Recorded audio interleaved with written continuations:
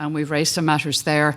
And I'd like to begin this public session by inviting you to assure the authority and to assure the public in relation to your use of Gmail as reported, that nothing was compromised in relation to security of the state or in relation to Garda security. So you might give us your observations on that question, please. Okay, Chair and authority members. As you say, today we'll be talking about the considerable progress we've been made on supervision, investigations, governance, culture, and the delivery of our services to victims of crime, among other matters. You know we have an updated and revised supervisory development programme, and we welcome the opportunity to elaborate on it. On the issue of our developing protected disclosures policy, I would like to put on record our appreciation to the authority for its recent input, and we've made changes and continue to make changes on foot of that feedback. I'd also like to discuss with the authority our creation last year of the Garda National Protected Services Bureau, which brought together specialist expertise in the investigation and prevention of human trafficking and sexual crime, led by Detective Chief Superintendent Padraig Kennedy on my right. As part of our modernisation and renewal programme, divisional protective service units are being set up around the country with specially trained staff to ensure a consistent approach to sexual crime investigations at local level. An Garda Síochána will continue to do all we can to ensure anyone who takes away the basic human right of the freedom from another human being faces justice. I would therefore encourage anyone who believes that they have information or has concerns as to the safety of any individual to come forward to us where their information will be dealt with in sensitivity and with confidence. Chair, you asked me to comment on some reports over the weekend where there was reported use of commercial email services in the organisation. No doubt the authority have some questions, particularly on the Garda systems that they wish to ask, but I just want to, at this point, put on record that I am very conscious of my obligations to protect national security and policing operations, and will under no circumstances use any system which would in any way allow them to be compromised. An Garda Síochána has strong security controls on the use and access to Garda IT systems. Our systems are secure. There is no evidence to suggest that they have been compromised. On the broader point, the organisation recognises that our policies on the use of ICT must have evolved to reflect the pace of technological change. Work on updating our ICT usage policy began some time ago and will be completed shortly. I'm very conscious that since our last meeting, An Garda Síochána has traversed some very difficult industrial relations times. I would like to take this opportunity to welcome the fact that all parties use the mechanisms available to them to get to a Labour Court recommendation. I'm conscious too that the balloting on that recommendation is underway, and I hope that on conclusion of the ballot that we can immediately turn our thoughts to develop the new consultative mechanisms put forward in the agreement. A key aspect of our modernisation and renewal programme is the professionalisation of An Garda Síochána, helped by bringing in skilled civilian members in a range of areas such as human resources, ICT, change management and crime analysis. Following the lifting of the recruitment embargo on civilianisation, we have many critical civilian roles that need to be filled. In this regard, I want to recognise and thank the authority for the positive work that has taken place between the authority and An Garda Síochána in respect of developing the appointments and the recruitment approval processes for civilian members in the organisation, and recognise that today the authority has approved the appointment of a principal officer. The government decision to increase the number of civilian members by 500 in 2017 will allow us to fill critical vacancies, bring in some additional specialist skills to the organisation and provide a career path for the many dedicated civilian members in An Garda Síochána. I also want to thank An Tánaiste for obtaining government approval to fill a number of vacancies resulting from recent retirements at Assistant Commissioner, Chief Superintendent and Superintendent level. As outlined earlier, a number of critical vacancies remain, including a number of new posts which reflect the changed operating environment. An Garda Síochána welcomes the transition to the policing authority of the filling of senior positions. However, you will appreciate in the immediate term some critical vacancies remain to be filled. Notwithstanding these current vacancies, we estimate that at least 14 further senior positions will be fall to fill to the authority on foot of compulsory retirements early in 2017. We welcome the future engagement between the policing authority and An Garda Síochána in the appointment process and look forward to active engagement in this regard next year. This recruitment of additional civilian and Garda members will enable us to enhance the service we provide to local communities. With my colleagues, we look forward to our active engagement on these and other issues throughout the afternoon. Thank you, Commissioner. And just to pick up your point about approvals today. Today we appointed one principal officer, but we approved a further 8 senior posts, which we will be forwarding to DPER for formal sanction. Perhaps the question I asked, either yourself or Joe might like to take it up, because I think it's important that at the outset that the authority and the public get that assurance from you that there was no compromise of security of the state or of Garda systems. Thank you, Chair.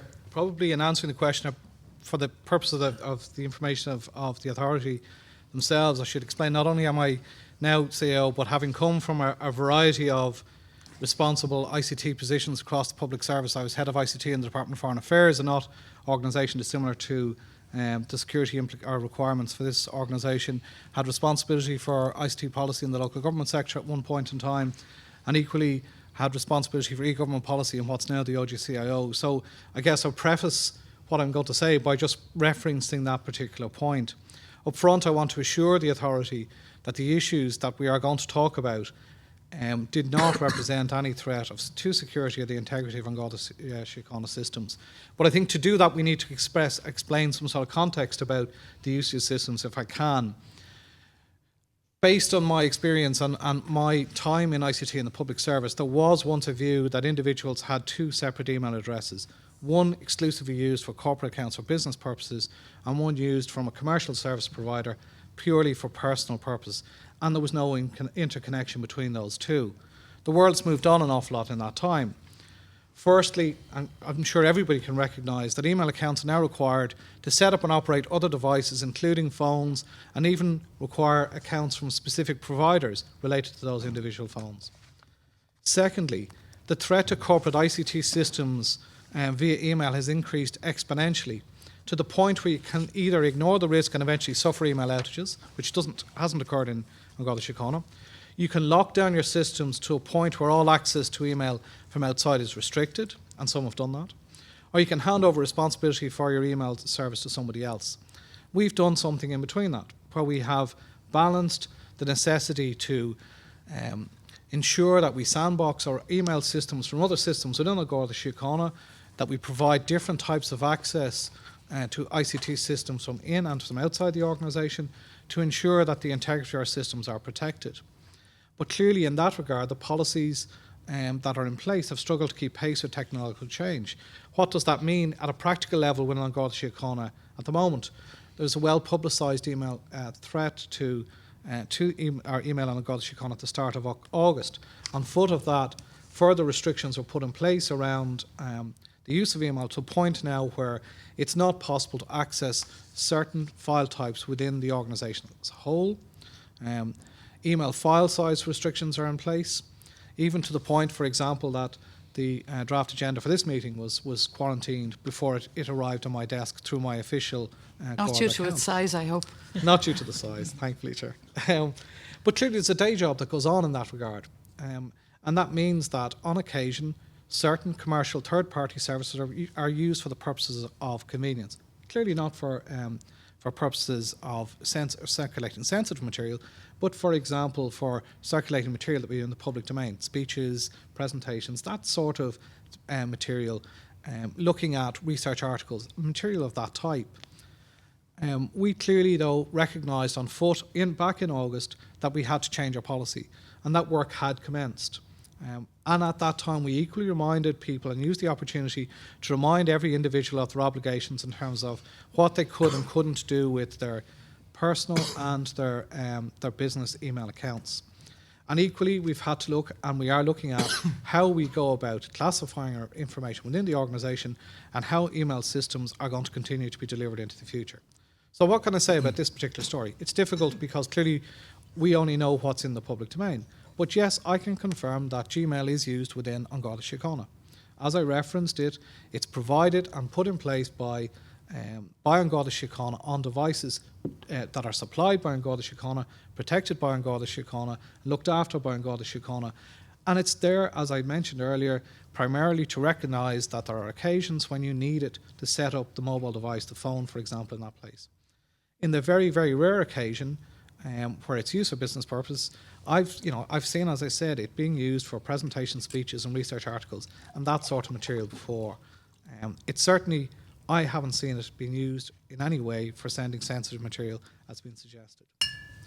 What do I think, what lessons can we take though? I think it's been a useful story at the same time. In my previous role, my role immediately prior to this, I recommended that the Office of the Government Chief Information Officer needed to take on a more proactive role in that space. I remain of that view. The scale of challenge associated in managing the email service, particularly for smaller, I'm not talking about our organisation, particularly for smaller state bodies, is such that it's very difficult to do. And I believe that OGCO can play a far more proactive role in that space. Clearly, from our point of view, from An Garda Síochána equally, we need to complete our policy review, and that will be completed shortly, and we need to reflect just the changed technology world that we sit in place. So in summary, Chair, I guess what I'm saying is that having looked at the information available to us around the story, we have confirmed that there's been no threat to An Garda Síochána systems, that the systems remain protected, and the manner in which we provide the sorts of service that have been referenced are done in the most secure way that is possible. Thank you. I know some colleagues have questions, but just on that policy review, do you have a timeline for when it'll be completed? I can come back to you with Roughly. a firm date, but I'd say weeks is my understanding. Well, we look forward to getting the revised policy from you reasonably shortly. Pat Costello would like to ask Chair. a question. Thanks, Commissioner, and thanks, Joe. I have one question. It's really around FOI, Freedom of Information legislation, and data protection legislation. And it's around, I suppose, the ability of An Garda Síochána IT and IT systems to interrogate all data held on Gmail account. So the first part of the question is, has the use of Gmail accounts compromised the ability of An Garda Síochána to meet FOI requests? And the second part then, under the data protection legislation, has the use of Gmail accounts compromised the ability of An Garda Síochána to respond to subject access requests from members or retired members of An Garda Síochána for copies of all personal information held by you on them? Thanks, Pat. If we take this particular case, the material... Just generally. Yeah, but I'm talking about in general terms. Yeah. We're talking about accounts that have been set up by An Garda Síochána. We're talking about accounts that are on devices that are accessed by An Garda Síochána. And as a result, we're talking about clearly access to material being available for all purposes of the type that you described. I don't see that as an issue at all. I'm really pleased to hear that. Thank you. Vicky? Dr. Conway? Thanks very much. So can I clarify as a starting point that in the main we're talking about people accessing email on devices where they have effectively access to both their Garda email account and this Gmail account. So the devices, they are able to see their Garda accounts on the devices in question. So if we talk about access to Garda email, can only be accessible via devices that have been configured, authorised and secured by An Garda Síochána. So I can't, for example, walk into an internet cafe and log into my Garda email. Okay. And you've indicated, you stated there that it was on very rare occasions that the Gmail accounts were being used for business purposes. Do you have a sense, do you have a mechanism for assessing the scale of that use of the organisation? I suppose, and perhaps I wasn't fully clear. What I meant was in relation to the specific account referenced that I looked at hundreds of emails. So in relation to that specific account, I saw no evidence of it being used. But do you have a sense within the organisation of? I think our policies need to be revised to reflect the need to ensure that's the case. But however, as I said back in August, we issued a reminder to all staff, putting very clearly their obligations in respect of what they can and when they should or when they shouldn't use their personal and or their official accounts, most particularly around sensitive information. Clearly our policies need to extend beyond that, but there was a very specific reminder issued at that time. Okay, I guess I'm wondering about the broader question within this of where this is possible and those email accounts are required for the purposes of these devices, which we accept. how, as an organisation, from a risk perspective, because obviously there's serious data protection issues and so on arising in relation to this, how does the organisation satisfy itself that these accounts are being used in the way that you've outlined for non-sensitive material that might be publicly available anyway? I suppose we start from the same point that most public service organisations do, with a reminder of a policy that's put in place, with a reminder that material that is official and is disclosable, with a reminder that when we go looking for material that should be disclosed for, whether it's freedom of information requests or other requests, that there's an obligation that all material will be provided.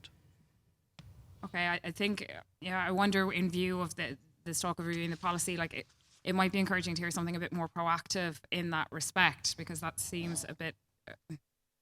It places the responsible on the individual, and I'm concerned about what the organisation is doing to ensure that there aren't breaches occurring that shouldn't be occurring. I think if you're asking about system-based changes, I think that'll come out of the policy review. I mean, I use policy in its broadest sense. I'm not just talking about a paper document. I'm talking about the manner in which we would action the delivery of ICT services. So I take the point, and I would expect that there will be some system-based changes resultant from that. And I think that's the best that we can say as at today. I guess what we're concerned about is the content. We've seen your statement, and you've made it very clear that they're set up securely, the devices are secure, but the content is where the risk is, clearly, and you've given assurances in relation to the account in question, but across the organisation, if these accounts are, and forgive me, I'm not an IT person, if these accounts are sitting on Garda equipment, have you a mechanism, or could you envisage a mechanism where the Commissioner could assure herself as to the content across the piece? I'm not talking about, I'm absolutely assured the Commissioner has given us assurances as to the contents in her case. I'm thinking about, given in your statement that you've said that this is a standard requirement that all Garda personnel with mobile phones, devices, have Gmail accounts. So clearly there's a lot of them. How do you assure the Commissioner as to the content of the traffic on those Gmail accounts? And I suppose I'm thinking of it at two levels. One is data protection, one is sensitivity. That's at one level. At another level, there's the question of where the data resides, given that Gmail is a commercial provider. And then the third one is in the event that such devices are lost or stolen, do you have a mechanism centrally to ensure that they're wiped? So that's kind of generally, but it's the content I'm focusing on. Yeah, if we take the device piece, absolutely, we can take action in relation to devices that are stolen. So that we can assure you about that. Okay.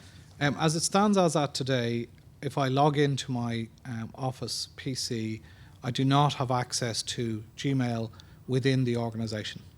So therefore, for me to take something from within the organisation, because of the way I described it, we have this sandboxed arrangement. For us to take that information, it's quite a step to take that and get that out of the organisation into a Gmail space in the first instance. So there is a segregation of system access around that space. So therefore, it is a difficult piece for somebody to do. But for example, somebody in any organisation can print a document down and take that document and walk out the door. So the challenges that we talk about are not insignificant in any sense. Somebody can have a conversation with somebody and pass on information. So we're asking to put in place system-based changes to reflect that. As I said, what we have done since August, we've prevented access to Gmail from within the physical network of An Garda Síochána, as in the physical wired network of An Garda Síochána. And that piece does provide a level of assurance that material can't be copied and pasted, for example, between the devices themselves. I noticed in your statement you indicated that you would be preparing a report, which we hadn't asked for, but we were very grateful to get. So you might consider some of those questions further absolutely in the context of that report.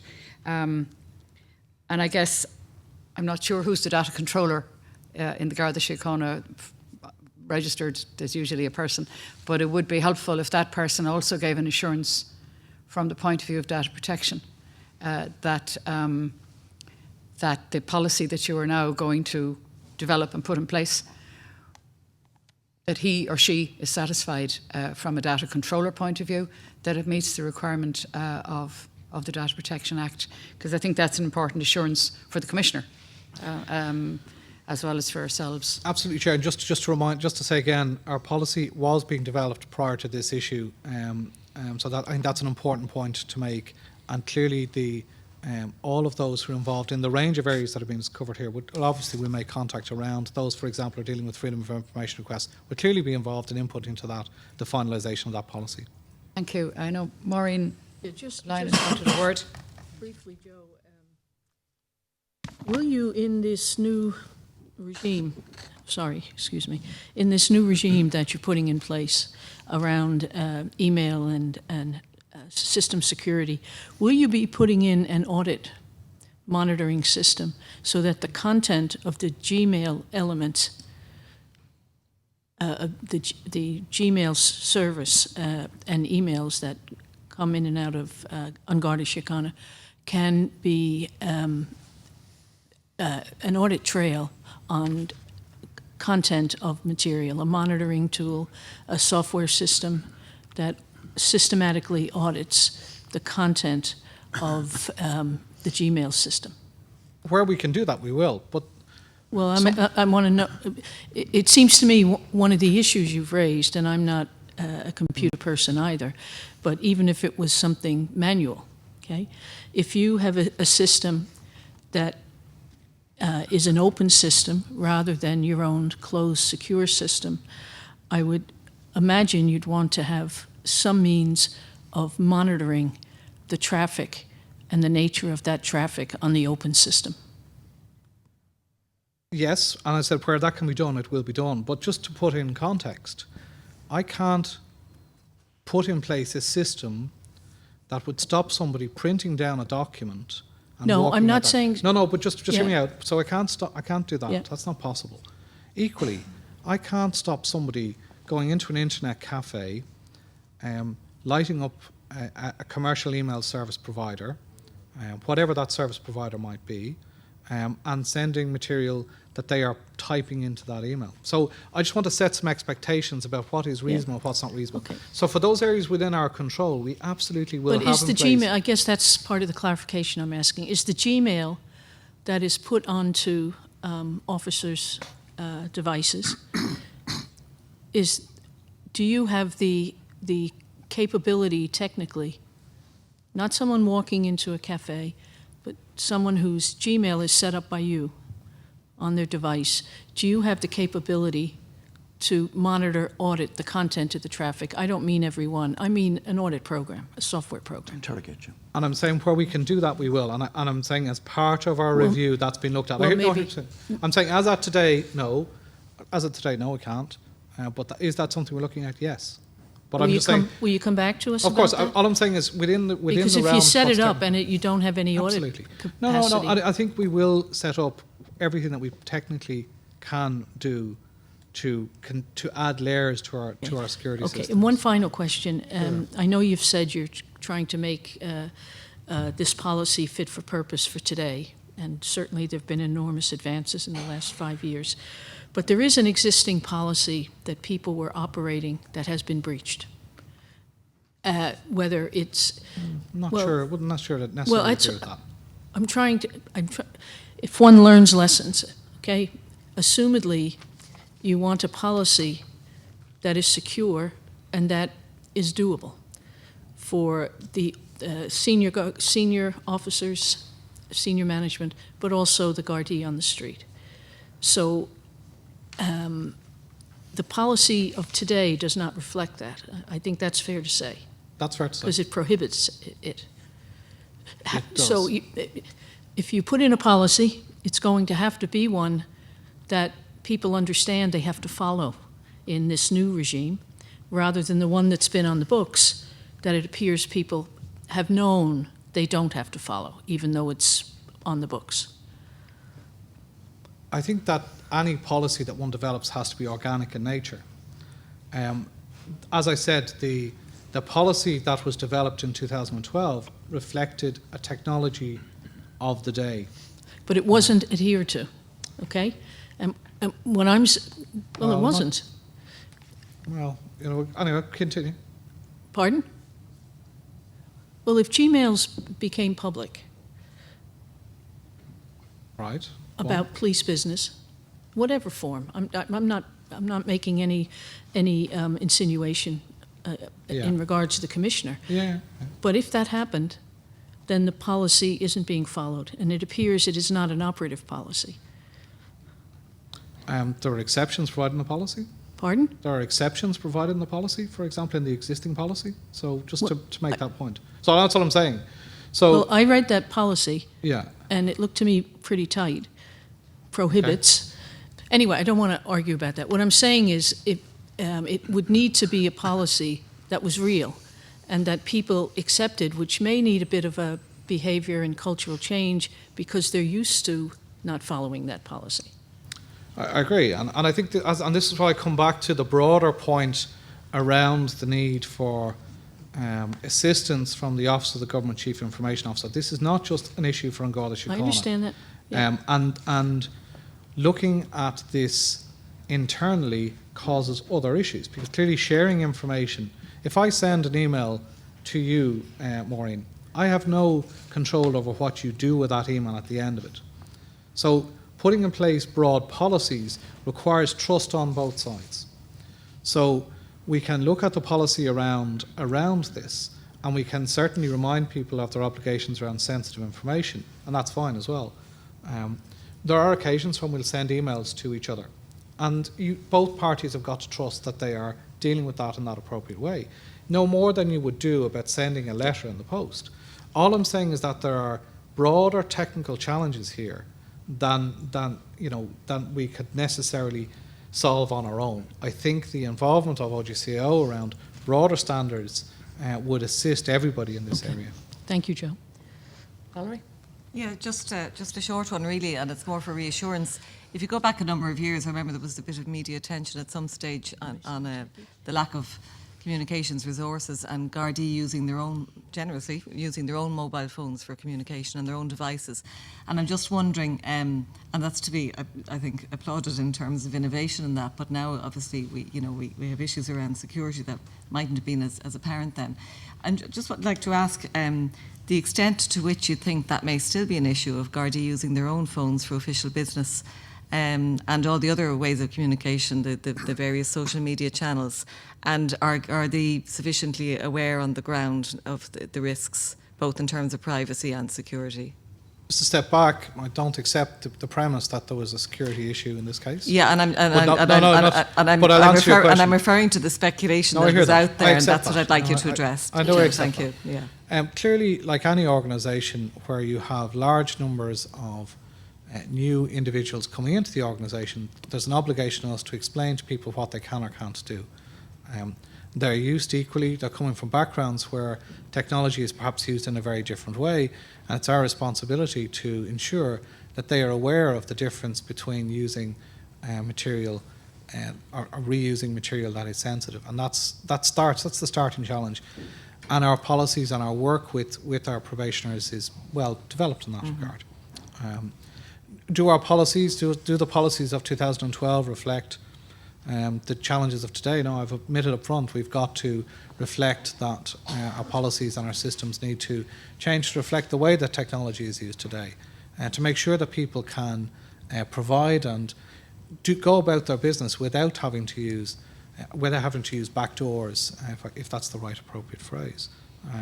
So yeah, we have some work to do there. And from a resourcing point of view, can you tell us a little bit about what resources are being made to guards on the ground? Yeah, so for example, we've invested extensively in our Tetra network that provides people with very secure devices where the necessity for them to rely on their own personal devices is not the case anymore. So I think we can say we have, through that investment, made considerable progress in that area. And how available is the Tetra device across? Available to all members. Yeah. Okay, thank you. You're welcome. Thank you, Chair. Okay, thank you, Valerie, and thank you, Joe, for those answers. Everybody all right this side? We'll move back to our original agenda, and we look forward to keeping in touch with this item with you, because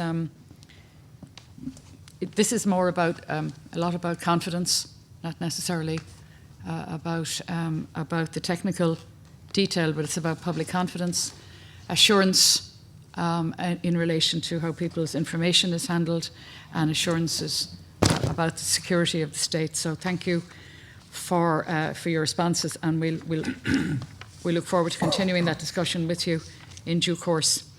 We're now going to move on to our agenda item in relation to the recommendations arising from the O'Higgins report. This is something we've discussed a number of times, and I want to thank you for the material that you submitted during the week, which will enable us to narrow the discussion.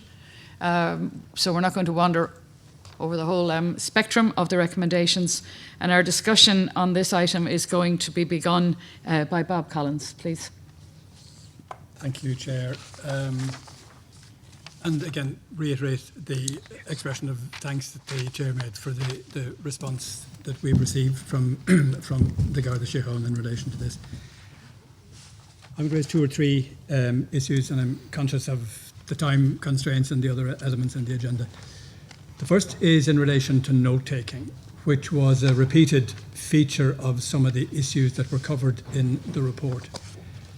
And we note the welcome developments in relation to training and pulse and so on that have been discussed previously, I think, in this hall. But I wonder whether you can say a little more about the extent to which you are satisfied and have been able to satisfy yourself of the quality and completeness of note-taking and consistently applied across the service, across the country. Because this wasn't just an issue that was referred to in the O'Higgins report, it was echoed in an inspectorate report. Recent CSO report made observations which are not irrelevant.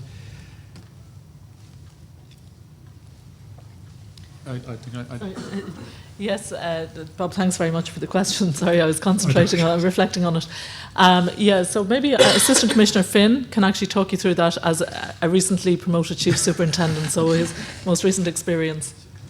Just in relation to the whole data and making sure that we are synchronising what we do in terms of what's recorded in our notebooks, specifically what goes on our CAD system, what goes on our pulse system.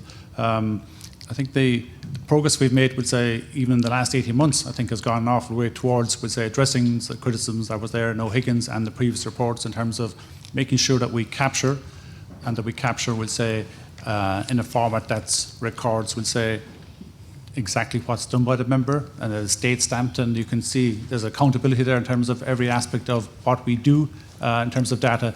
That's now there available for us. It's recorded on our system, it's date type stamped, and it's there for our supervisors. If we want to look in to see, well, is what the guard that's in front of me, if I'm a supervisor and I'm sitting down with the guard to go through his notebook in terms of whatever matters he's investigating, I can now see what's on his notebook, see does it match what's on our IT systems, are all the notes and all the work that he has done, is that recorded on our pulse system?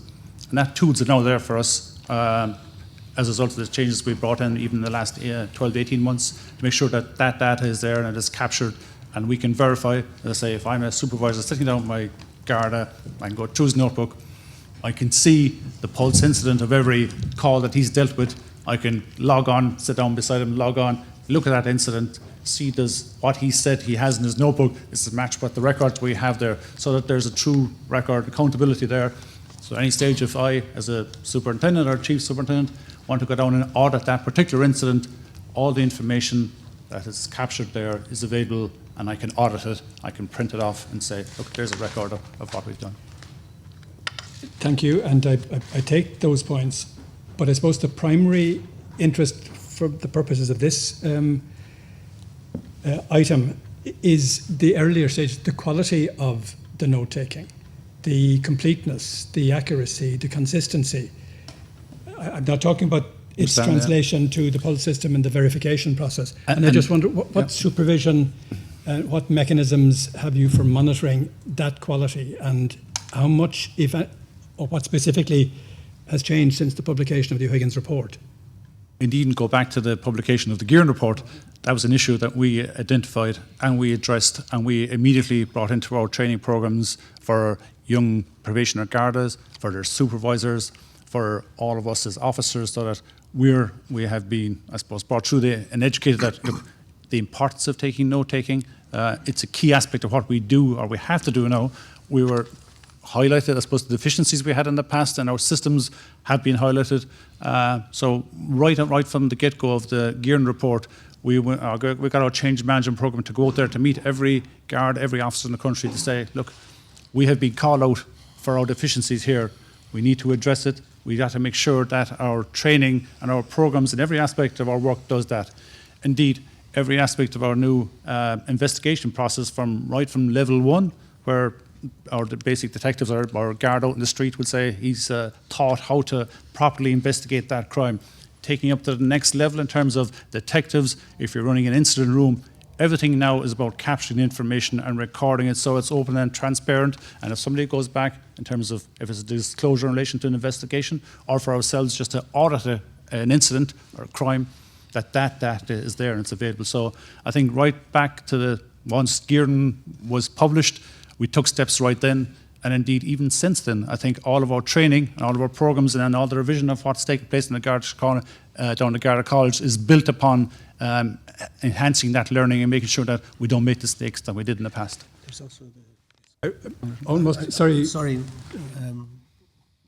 there's also one of the things that we're looking to do is through our central recording centre, GISC. So nearly 90% of our incidents are entered through there. I know there's some initial notes which are taken. So the initial narrative, the initial description of the incident occurs predominantly in GISC.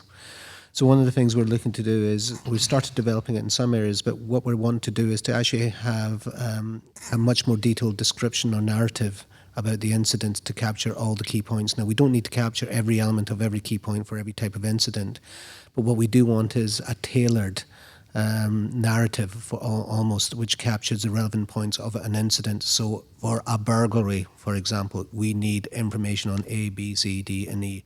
So that's a prompt that we're looking for those call takers in GISC to actually take. For a minor collision, we will be looking for A, B, C, D, and E. So trying to actually have it much more structured and ensure that we actually have the information required for that particular type of incident as well.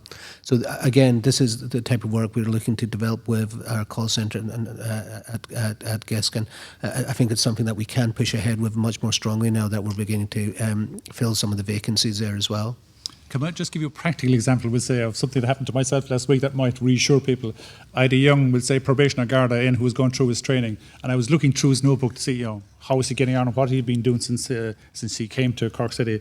And flicking back through his notebook, I could see, you know, entries, all the entries he's made, but more importantly, I saw where his supervisor had signed his notebook, had checked it. Not only had his supervisor checked it, but the sergeant in charge of the in-service, the CPD training school had checked it, his district officer checked it, and here was I adding the fourth signature in his notebook. So if that's, I think that level of supervision is there nowadays, and it's, you know, reassuring for me as a divisional officer to see that, yes, the guards are learned and what we've been trained at Templemore, and I would say the programs that put in place are working from our perspective.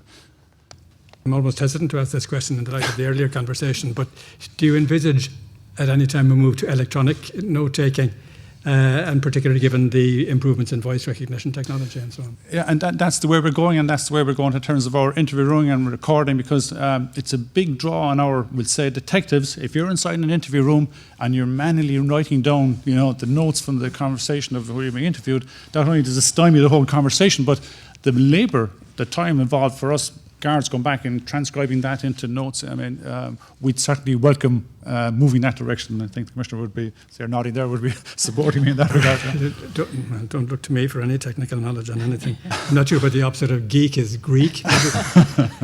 As Shakespeare said, it's all Greek to me.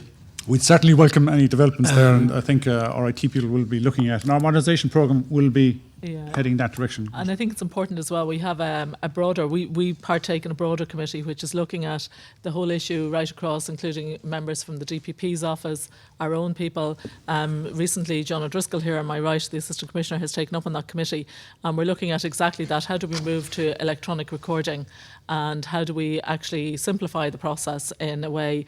So we started it somewhat in terms of our investigative interviewing training, and now moving that on into practice in terms of preparation of files, etc., and looking at e-files and different things like that.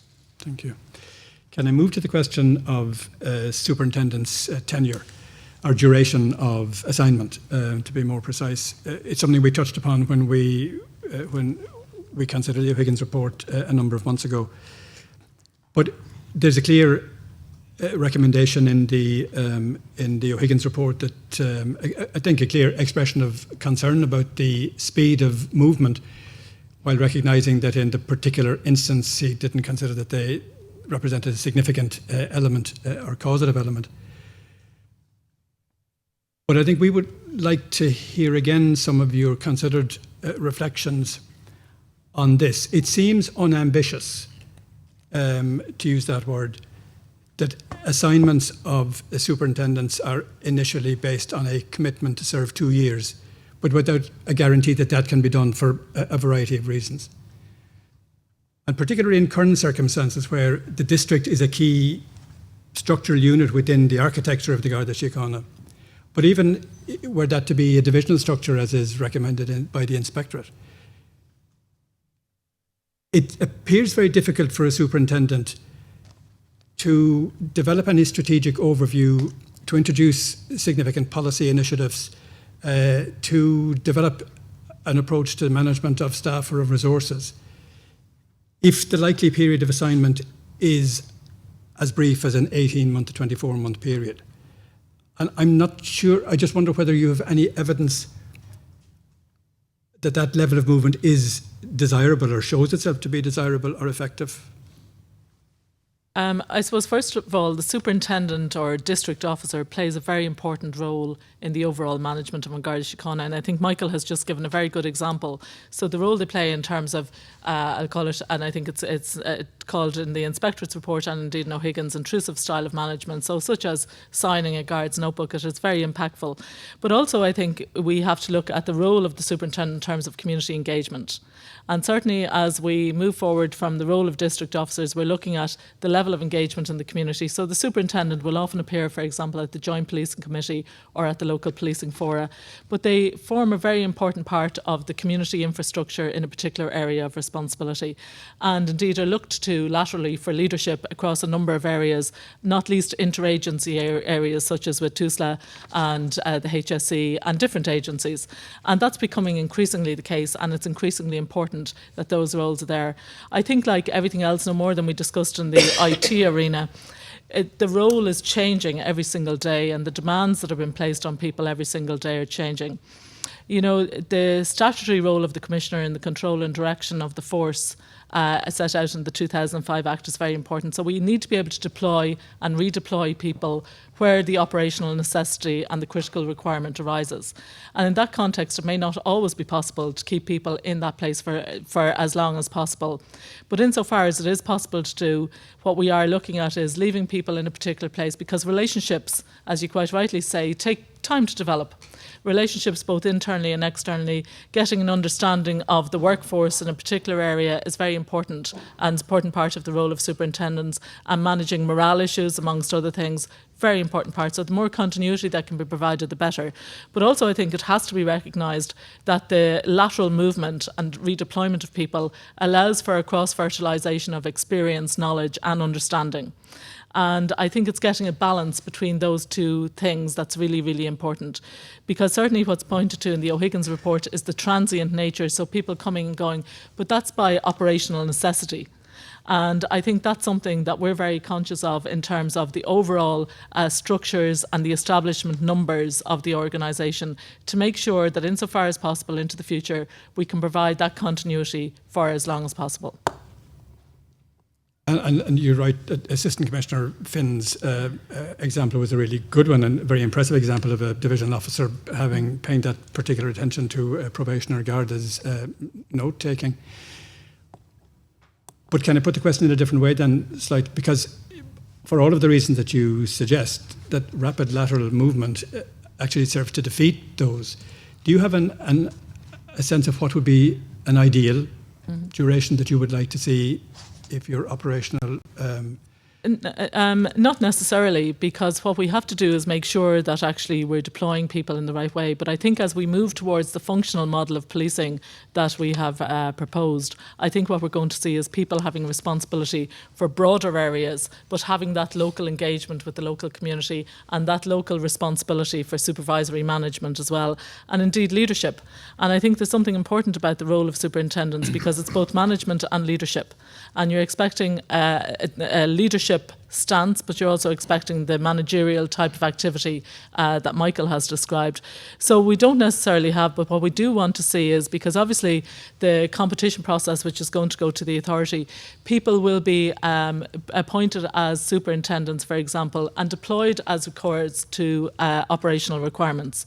So, for example, if somebody is a district officer in a particular area with responsibility for a particular functional responsibility with that, that may mean that actually they're getting a much broader level of experience. But what's important to us is that the level of engagement that's there, both interagency and with the community and with the membership on the ground. Because I think one of the feedback that we get from our own members from time to time, and it's certainly something I know we've discussed with the authority in private before, is in terms of the perception about this divide between management and the people on the ground. That shouldn't be the case. Our people and our managers are out there, they're visible, they're there to support, to provide a morale boost when the need arises, but also to balance that with the supervisory and the supervision type of activity that's required as well at that level of management and leadership. We might come back to some of those things. Just one very brief final question, if I may, Chair, and that is on the more general issues that arose in the findings of the O'Higgins Commission. Has the Professional Standards Unit changed its focus in any way since the publication of the report to capture some of the issues that were raised? It certainly has, and let's say, as an example of one of the particular high-risk areas that the professional standard looked at was the whole area of how we investigate sexual assaults. It was an area that was highlighted in one of our previous reports. So they now look as we'll say, in terms of risk, they look thematically. They look at that during the course of their audits of any of the, if they come out to me as a division or a district. But now, in addition to they coming out and doing that audit, we'll say they put in place, they sit down with me afterwards and they say, look, we've identified some areas here where you need to improve. I have to come back with them and sit down and work out an improvement plan over the next 12 weeks. And then they come back to me over the next 6-12 months and they review my plan to see, am I taking the corrective action so that we aren't addressing the issues that, for example, that I highlighted there in terms of sexual assaults, which was something that we featured in the past. So they have changed the way they do their business to make sure that, we'll say, risks are identified, but I, as a divisional officer or district officer, am managing that risks and that I'm taking the corrective action and that they're happy that I'm doing it properly, so they come back and review it afterwards. So maybe that's an example of how we have changed to address those issues. Thank you.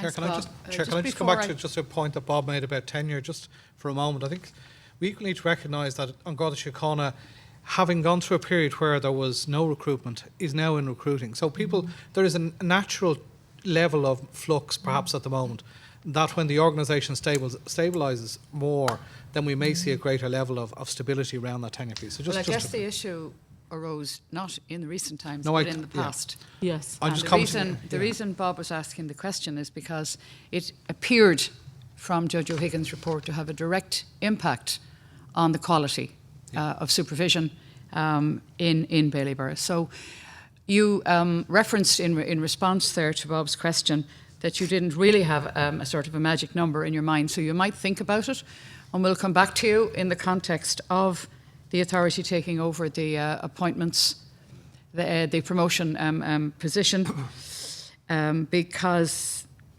certainly while I think the authority would completely understand the deployment and the needs of the work issue that you described, it must be an equal priority that there is stability such that there is good supervision. And so I take your point entirely about balance, and we'll take it up with you in the context of the authority taking over that role. And on the sexual assaults point, I think it's timely to remind ourselves on this side of the table, that the Garda Inspectorate is actually reviewing their original report in relation to that, and so we'll get some independent assurance from that report from the Inspectorate when it's completed, and I think that's all to the good.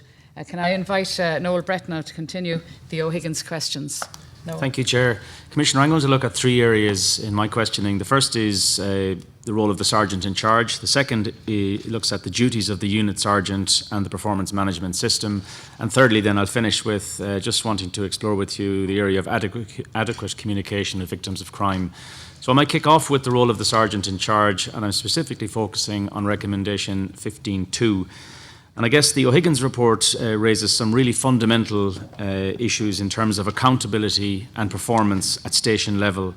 And this matter has also previously been raised as far back as 2013 in the Garda Inspector's report, and in that on frontline supervision, particularly in its recommendation 3.8. So what I'm interested in knowing is, does each sergeant in charge now actually have a written job description for their role as sergeant in charge?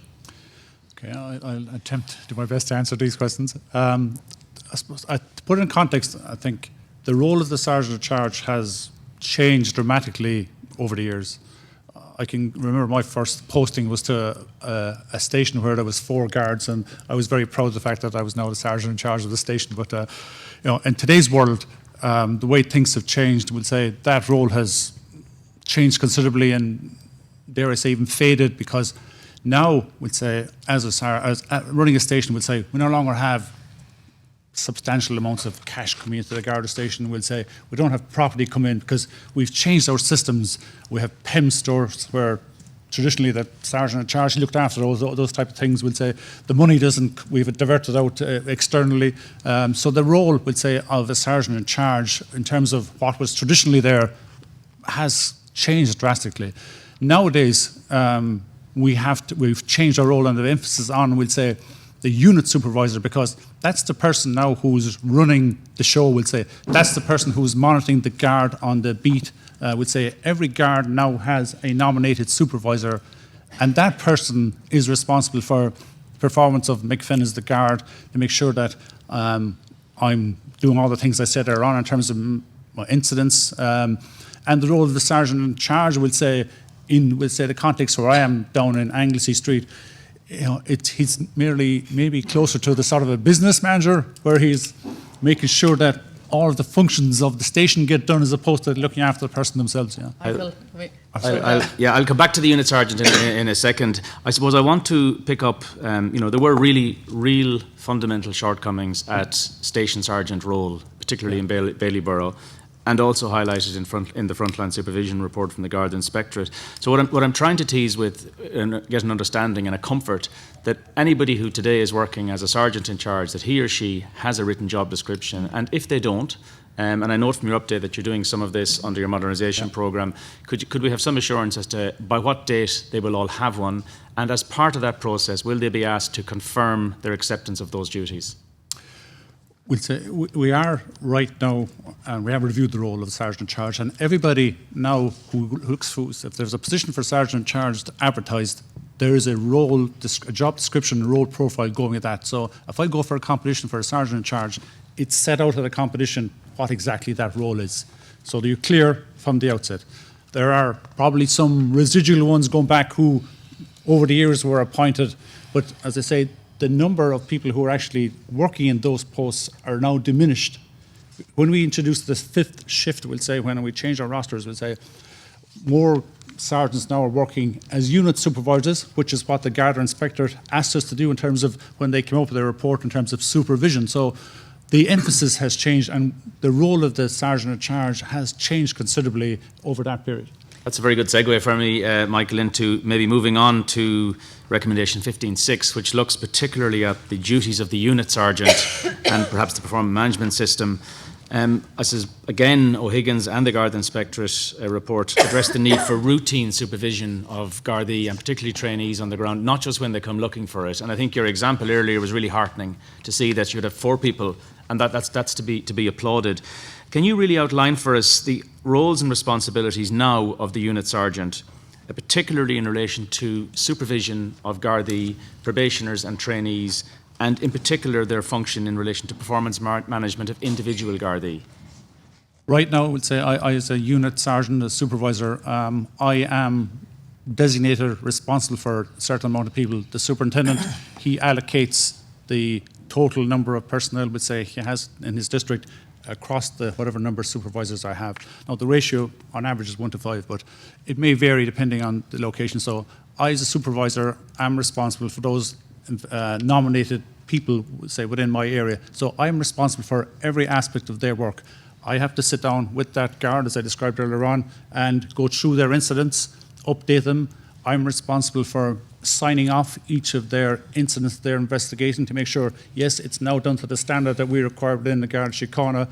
That recommendation goes up to the superintendent, who ultimately signs off. So I, as a unit sergeant, I'm responsible for every aspect of that work, including the performance. And with the tools we have nowadays, I can look across my unit, I can benchmark my personnel to see who's doing the most work. Do I have an equitable distribution of work across my own section? Are they all performing? Who's closing off their cases within time and who isn't? And who needs help? Which was maybe one of the areas we weren't always good at in the past. If there is somebody in trouble, we should be in there supporting him. And the whole ethos of our training program now is, I as a supervisor, I'm given a mentor. Somebody's there to help me from the outset develop as a sergeant. So as a young sergeant just appointed, you're not just thrown out there and saying, you're on your own. You're given a mentor who will help you develop into the role, because it's anytime you move up a gear, I suppose, it's a new challenge and there's new responsibility. So the way we've changed our training program, I think it's all geared around giving people support and help rather than maybe too much of the stick, which we did in the past when they made a mistake. I mean, that's heartening to hear, and I think it's critical from those from O'Higgins' report and from the inspectorate, just the role of basic frontline supervision, performance management and accountability. And I suppose to that important role, are there currently any units in the country that routinely operate without a sergeant on duty? I would say very few, if rare. Even this, I was just going to add that this year alone we appointed over 400 new supervisors. I was thinking 275 new sergeants and 102 new inspectors. They are all out frontline. I know John Barrett might mention here in terms of, I think every district in the country now has at least 3 inspectors, where in the past, we didn't have that level of supervision. So with those 400 extra people out there now, I think we have certainly raised the bar in terms of supervision. I think that's a very important point to make, because obviously O'Higgins is a moment in time, 2007. And one of the things that we were very focused on, one of our key priorities, was to make sure that we had adequate supervisory levels. So with the sanctions to go ahead with the promotions of sergeants and inspectors, because I think maybe if I could bring Bob's question and the chair's comments into being, because I think what you say, Noel, is very important about responsibility and accountability. And you'll note that in our modernisation and renewal programme, we talk about devolving responsibility and accountability, because with responsibility comes accountability, down to the lowest level, insofar as that doesn't abdicate the responsibility of the person at the higher level. But I think certainly in my experience as a young guard, and indeed as a young sergeant, probably the most pivotal role, as you quite rightly point out, is the role of the supervisory or the unit sergeant. And, with the 400 new people that have gone into those positions, the training, the mentorship that's in place for them, that helps a lot to kind of boost morale, generate they're getting the right level of training that's required. They are very aware of the job description and the role profile that they've all applied for. They're very aware of the issues that come with that. But I think also then, wrapping it back up into the superintendent, that's what actually allows us, having that adequate level of supervisory management at that level, at sergeant and inspector level. Inspectors are a very important, critical role in the organisational structure. And that allows us then to go forward and develop the functionality model that we speak about for superintendents. And that allows that mobility and that functional focus on superintendents, and for superintendents to take absolutely the managerial responsibility, but also the leadership view of their unit, of their section, of their area of responsibility, and allows them to engage in a meaningful way with the community at the appropriate level, because that's what we're trying to achieve. Well, maybe just moving on then from the role of sergeant, and I'm really pleased to see the amount of people that are currently in Templemore and the amount of people coming out of Templemore. So a lot of new, inexperienced but highly trained men and women coming into the service. Can you maybe just talk a little bit to me about the role of the uniformed patrol inspector? And again, what I'm interested in now, and not at district but at divisional level, is there any division in the country now that wouldn't have a uniformed patrol inspector on duty at all times? With the recent allocation, I think all our divisions around the country have their ECF level of inspectors allocated to them. We're up to the max of where we are in relation to that. Obviously, we'd love more, but I would say, for example, myself in the city, I have an inspector on a patrol officer on every unit in Cork City. So whatever shift is on, there's an inspector working with that shift. So it gives them that level of support and guidance and leadership that the commissioner is talking to. So I can be happy that in Cork City, I have that level of support. And across the country, are you aware of any instances where there's not currently a uniformed patrol inspector on duty? And if that's the situation, I'm curious to know how many instances that might be routinely now, as opposed to one-off occasions. And when that situation arises, how do you backfill that, or how do you ensure that that level of supervision is maintained? Something that was pointed out in the inspector's report on supervisory management, and actually the inadequacy in the number of inspectors in particular right across the organisation. And I know in our earlier discussion in private session we discussed the ECF that came in 2010 and how suitable that is for today's needs. We absolutely agree with the inspector's reports that actually these are critical roles. As I say, we were very grateful that we got the sanction to go ahead and to promote the level of sergeants we require. And our view is that we actually need more inspectors for that very reason. We can provide you with the exact figures in terms of the number of inspectors, but because of, as Michael has pointed out, because of the rostering arrangements and obviously a 24/7, 365 service, what we do need to do is review the number. It's in line with what the recommendations in the inspector's report were at the time, because it is a critical role in terms of providing that managerial and leadership ability. Patrol officers are very important because obviously policing is a demand-driven activity. Incidents will occur, and it will be good to have the reassurance that there are people there 24/7, 365. And I also think, again, speaking to the numbers, but back to the Chair's point about, we have embarked as part of our programme on an organisational design initiative. We have been asked to provide numbers, and the organisational design initiative will give us an idea of the numbers that we would require at district, divisional and regional level to be able to support that function. So we will be able to give, I won't call it exactly scientific, but certainly a solid indicative number, because I don't think any jurisdiction has come up with a scientific number. But certainly we would be very supportive of the inspector's recommendation in terms of increasing the number of inspectors. Well, I think we look forward maybe to receiving that and exploring with you at a future meeting. In the interim, it would be useful just to get some statistics from you or some data in terms of where there is an absence of a unit sergeant, or where there is an absence of a uniformed inspector, and really just some assurance about what mitigation you have to ensure that there's not an absence of supervision in any location. In the interest of time, I'm going to move on really to the area of adequate communication with victims of crime, and particularly recommendation 1510 of the O'Higgins report. And I guess in several modules of the O'Higgins report, he illustrated inadequate communications with the victims of crime. He cited in his conclusions the coming into effect of the Victims Directive, which came into effect in November 2015, and he felt that directive had provisions contained within it which would address the failings he had identified, in terms of communication with victims. So what I really want comfort on, or to understand, is has the Victims Directive been fully implemented in Garda Síochána? And after 12 months since it's coming into effect, can you give us some comment really on your assessment of compliance of Garda Síochána with the directive? Okay.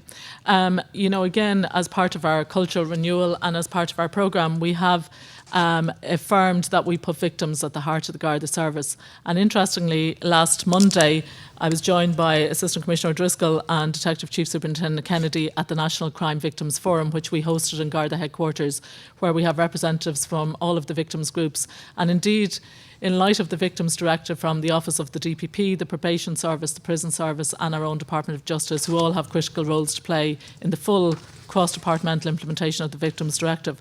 What I might do, if it's okay, Noel, I will get Detective Chief Superintendent Kennedy. I would like to acknowledge the work that he and his colleagues have done, because in implementing our commitment to putting victims at the heart of the Garda service, the first thing that we did was set up 28 victim service offices all over the country. And as I say, policing evolves every single day in response to the inspector's reports, the O'Higgins report, but also what we had heard from victims of crime, that they weren't always treated, they didn't always feel that An Garda Síochána responded to them and the adequate communications that were there. So we established 28 victim service offices, one in each division. Part of our cultural change, they're staffed by both Garda and civilian members. The training for those members is provided by the victims groups. And then we, recognising that we needed to do something different, we tasked Detective Chief Superintendent Kennedy with setting up the National Protective Services Bureau and establishing the standards for victims. I know Gertrude on my left can come in. We have lots more work to do. I know we've discussed that before. As we said to the Victims Forum on Monday, we don't have it all right yet, but we hope that we're making strides in the right direction, and we're depending very much on victims to come in. So I can get Detective Chief Superintendent Kennedy to talk in detail about Maybe before he does that, Commissioner, I mean, are the victims' offices physical offices in designated Garda stations, or are they a named officer? They're in the 28 divisional headquarters. But are they? Is it a named officer on duty as and when, or is it an actual fully staffed physical office? It is a fully staffed physical office by a Garda and a clerical officer. Thanks for that. I mean, you mentioned in your written update on O'Higgins, you mentioned a review of victims' offices, and I suspect that's what you're alluding to. In that review, what did you find? I mean, what aspects were working really well, and what aspects do you plan to identify further improvement in?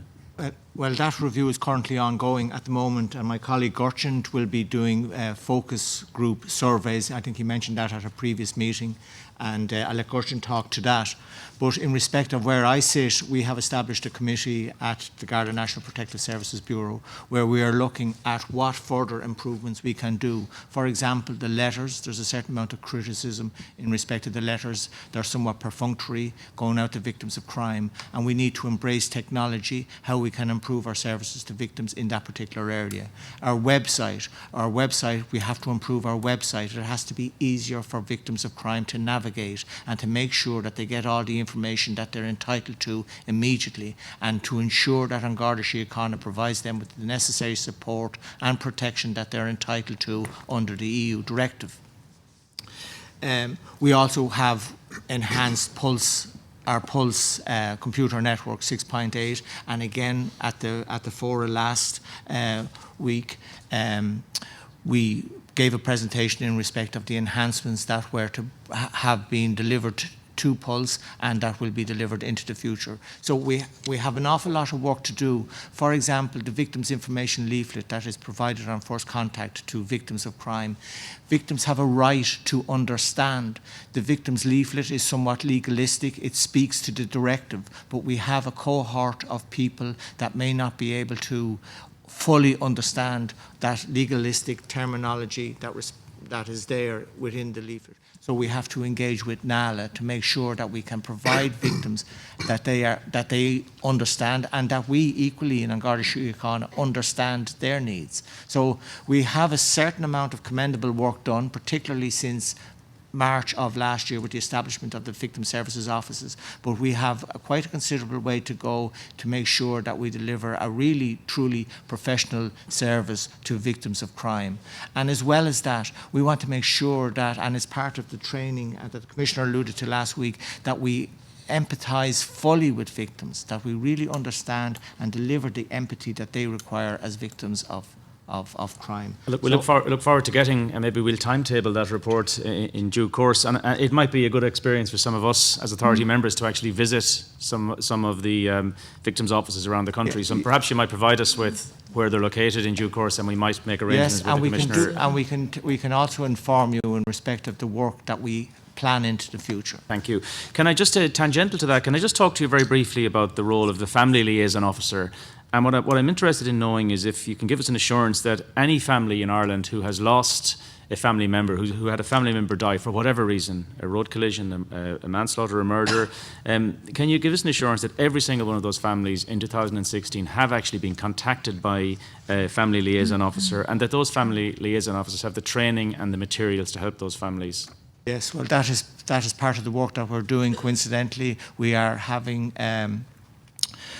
our inspector and sergeant in the National Victims Offices have gone around and engaged in the last number of weeks all our family liaison officers. We have 500 family liaison officers trained in the organisation. So we've gone out to them to hear what they have to say and to ensure that they comply with the Commissioner's policy in respect of delivering a service to those cohort of people that you described. For example, if we take, and my last question, you'll be glad to know, on this topic, those family liaison officers, are every one of those across the country now equipped with printed materials and other resources to help, such as, for example, the park document booklet, which is funded by the Road Safety Authority for victims, a family who've lost someone in a road traffic collision? You know, if a road traffic collision occurs in Ireland and there's a fatality, can we be confident that every one of those families are actually contacted and they are provided with the materials to help them navigate what is a really, really traumatic time? That's what we fully intend for it to happen in respect to. And have you an absolute cut-off date by when that will actually be happening in 100% of cases? Well, that's what should be done. That service is delivered to those cohort of people at this time. We use the Garda portal to make sure that the organisation is fully informed, not just the 500 trained family liaison officers, but the organisation generally, that they are fully equipped with all the information that they require in that particular maybe area. just to close that out then, I mean, if that officer doesn't make contact for whatever reason, where in the supervisory chain does the buck stop? Well, we record any contacts we have now, we'll say, with the victims of crime or somebody who's a vulnerable person. That is recorded on our system. So if I, as a supervisor, I can see if McFinn, who's the subject of involved in a fatal accident, my supervisor can go in and look to see, did I contact him? When did I contact them? And even just a small thing in relation, for a bit of recognition for those people who do that work, we actually give them mobile phones, we provide them mobile phones, so that the days gone where you're expecting a Garda family liaison officer to use his own phone, we actually, a bit of recognition of the work they do, we give them their own phones, we give them Garda phones. So Mick, if I take my own county in Mayo, for example, if there's a fatality and if 2-3 weeks after the fatality, an FLO has not made contact and has not provided the support materials, who specifically in the county, not their name, but what's their rank, who's responsible and who will pick that up and who will address it? That's what their nominated supervisor, that's their role. That's why I was saying there's so much emphasis. Sergeant would say. And they will be able to see from that pulse screen when they go in and sit down with the guard and review the incident, did you contact that person? Where is it? Is it recorded? And why isn't it recorded if it isn't done? So conscious of the time, I'm going to hand you back to the chair. Just on that point, I'd like to acknowledge the work that and the contribution that Park and indeed the Irish Road Victims Association have made to understanding and creating an understanding of what the trauma that attaches to particularly fatal road crashes, and indeed where people are seriously injured in road crashes. So the materials are available. And again, coming back to Bob's question about the role of the superintendent will ensure that the family liaison officer is appointed. And it's not just in cases of fatalities, it's also in cases we have some very traumatic incidents, some of which happened recently. So an instance such as that, family liaison officers are appointed to assist the family in whatever way they can, but there is a support network around the family liaison officer as well. They're not left out on their own. And I think it's important as well that we recognise it, because it is very specialist work. And certainly, and I said this the other day at the National Crime Victims Forum, in my experience, and John gave a very good example on a personal level, but in my experience that sometimes when you have bereaved families and traumatised families, they will form a relationship with the family liaison officer which goes way above and beyond the duty requirements of that person. And indeed, our members go way above and beyond what's required of them. So it's a very specialist type of work. It's a work that needs to be very sensitive, and it's something that we're very conscious of in terms of the commitment of our members that actually perform those roles. Well, I think, Commissioner, just the reason I asked the question was because of the value I know families who've used the service actually place on the quality of the service, and the angst I know that families who, for whatever reason, didn't get it, the loss they feel by not getting it. So I think the service is to be commended, and they are very special men and women that do it, and it's very difficult work. Chair. Thanks, Noel. And I think that just to echo that point, Commissioner, the point of the questions really was about the gaps. Rather, we're fully appreciative of the quality and indeed of the trauma that some of your family liaison officers have to deal with, and in terms of their own needs as well. So you can have our assurance on that. But the question was focused on the gaps and on the responsibility for the gaps. Judith would like to ask a question before we move on. Judith? Yeah, just continuing on the theme of victims. I know navigating the criminal justice system can be very confusing and difficult for victims. It can be confusing and difficult for members of the criminal justice system as well.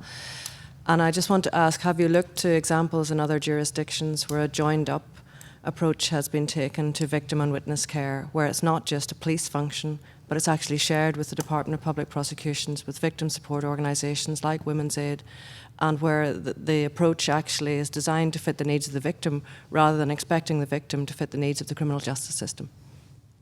Yes, well, we work in very close collaboration with, for example, the DPP, as you mentioned, and the Irish Prison Service and the other state agencies, the National Victims of Crime Office, to ensure that we have a consistent service to the victims, and that, as I say, that service speaks to the EU Victims Directive. I think it's important as well. The implementation of the Victims Directive poses challenges, as you say, Judith, right across the criminal justice sector, and it moves from to a rights requirement for victims of crime.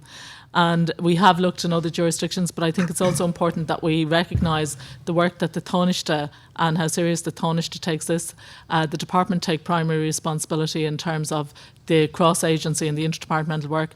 There have been several forums held which the Taoiseach has hosted personally and has looked to actually be ahead of the curve in terms of the implementation of the Victims Directive. So there's a lot of excellent work going on. We've looked at models in Canada, we've looked at models in Scandinavia, and we have looked at and engaged with Susan Herman, the Deputy Commissioner in the NYPD, who before she took up as the Deputy Commissioner was a victims advocate and is very much at the forefront in victims' rights. So actually looking at all of those jurisdictions and learning from best practice. So I think that the work that Padraig and his colleagues are doing, and indeed colleagues around the country are doing, including colleagues in the Department of Justice, as I say, prisons, probations, there's a role here for the Ombudsman Commission. And it was remiss of me at the outset as well not to thank Helen for being present at the Victims Forum on Monday. My apologies, Helen. Helen was there, we had Pauline Shields, who's just recently joined the Garda Inspectorate from the PSNI, and Margaret as well. I'm glad Padraig's keeping me reminded of who was there on Monday. So I think it is a collaborative, constructive approach is needed. So I think it's important that everybody has a shared understanding of what the demands that are there, and certainly in terms of meeting, and not just because it's the victims' rights, but because it's what we absolutely want to do. I think it's an area too where our Victims Office can actually and are playing a pivotal role, because when you get that letter initially from our Victims Office, they don't always understand, we'll say, what the content of it. So when we pick up the phone and we speak to a victim and we tell them and explain to them what services are available to them, like you mentioned already, Noel, we'll say, in terms of victims of fatalities, for trafficking incidents, I think by explaining to them, then you reassure them and you explain, look, there are services out there, and if you even just explain to them what those services are, I think that goes a long way towards reassuring the victims, rather than just purely getting that letter in the door with the brochure attached. That's the difference, I think, where our Victims Office are really impacting in terms of our service. I think that's where we can work on. We want to move on to a particular kind of victim in a moment, but just before we leave these points, there were just two I wanted to just conclude on. It would be very helpful to us in just reassuring some of the questions that Bob and Noel asked, if we could see that job description for the Sergeant in Charge, because that would round off that discussion for us. And secondly, you might have a look at that brochure. I happened to see one lately, and it could do with a bit of attention, not just the letter. The next particular item, as I said, a particular form of victims, we want to talk about the approach to human trafficking and prostitution, something we just started at the last meeting, and Dr. Moling-Ryan is going to take it up. So should I just confirm the brochure, the victim's letter, is it? No, the thing that goes with it, the brochure that goes with it. The information leaflet. The information Yeah. leaflet Information goes with leaflet. it. Explain the directive. We called it a Yeah. brochure. Oh, yeah. Sorry. Okay, thank you, Chair. As you said, this was an area that we first began discussing back in September, and we felt that there were a number of outstanding issues associated with it that we felt would be beneficial in raising again. And I'm delighted to see Chief Superintendent Kennedy here, because the area of trafficking comes now within the National Protective Services Bureau, and I think it can offer considerable relevant information here, as well as Assistant Commissioner O'Driscoll. Now, when at the outset last time in September at our public meeting, I acknowledged the fact that Ireland is rated as a Tier 1 country by the US State Department as fully meeting the minimum standards for the elimination of trafficking, and that significant progress had been made in a number of areas, notably with the recent publication of the second National Action Plan to prevent and combat human trafficking in Ireland, and indeed various initiatives with which the Garda were involved that I would have known from another life. I also acknowledge the Blue Blindfold website, which is a very comprehensive and useful source of information. We left the last meeting, if you recall, where there was a commitment to provide figures on prostitution and associated crime, and perhaps maybe just to get things going, you might be good enough maybe to just share with us, even though I recognise that some of them are in CSO website and some on the Blue Blindfold website, but you might be good enough to share with us some broad figures in relation to trafficking, prostitution, associated crime. Okay, well, I suppose we have the benefit of the fact that the second National Action Plan to prevent and combat human trafficking in Ireland has now been published and was imminent the last time we met. And one of the benefits of it being published is that the Department of Justice, the Anti-Human Trafficking Unit within the Department of Justice, has a data collection strategy, and it has consolidated all the data in respect of the years 2009 to 2014 and included provisional figures for 2015 in that report. So it helps to get a good overview of the numbers of victims, and it gives very detailed breakdown in relation to gender, nationalities, the nature of the exploitation. But it shows us that there have been 417 people reported as victims of trafficking or detected by the Garda Síochána, reported to us over those years. And the numbers have varied. 78 in 2009, they dropped then for a number of years, 44 in 2013, 46 2014, and 78 in 2015. I think with regard to human trafficking, I mentioned the last day some significant difficulties in bringing cases to prosecution. When you're evaluating success or otherwise when dealing with human trafficking, I think there really needs to be a focus on the number of victims who have been, to use the word, recovered, and because many cases may not come to prosecution, but it is much more important that those people who were victims have been removed from the circumstances that they were in and have been provided with a whole range of services, from legal aid to accommodation and whatever is available depending on their circumstances. So just to give you up-to-date figures in terms of 2016, this year to date, 57 victims have been recovered, and in one particular case, the largest number of victims ever recorded or ever recovered in one case were recovered, and that is a number of 20. In one particular house, 20 people were recovered. And I suppose in terms of understanding the extent of human trafficking, and I think the last day or in general questions are asked about what is the extent of the business. And I see at the introduction of the TIPS report, the Secretary of State, John Kerry, speaks about a figure of 150 million in terms worldwide. But I think if we look at it from another direction, and we can't give a precise figure because it's an illicit trade in terms of the amount of money generated. But what we can do is, in each case, focus on trying to find the extent of the money and take the money or cause it to be taken. And I have a difficulty in talking about some very interesting cases because they're before the courts. So I'm just going to pick one case, and if it may illustrate, indeed it illustrates the international cooperation as well. And it relates to a case that is now concluded. And a number of years ago we had a situation where we had identified a person who was heavily involved in the business of prostitution.